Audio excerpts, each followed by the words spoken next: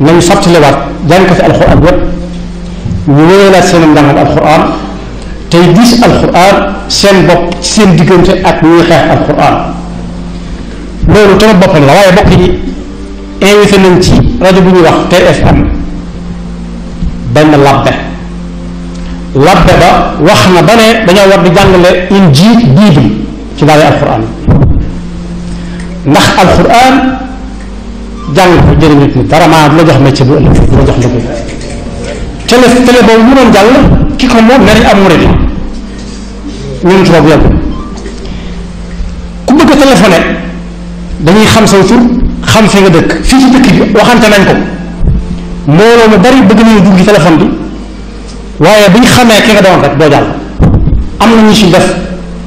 30 minutes yoo xam ne dañ naan la xaaral mu jël la ba émission bi jeex loolu it ñuy jàng alxuraan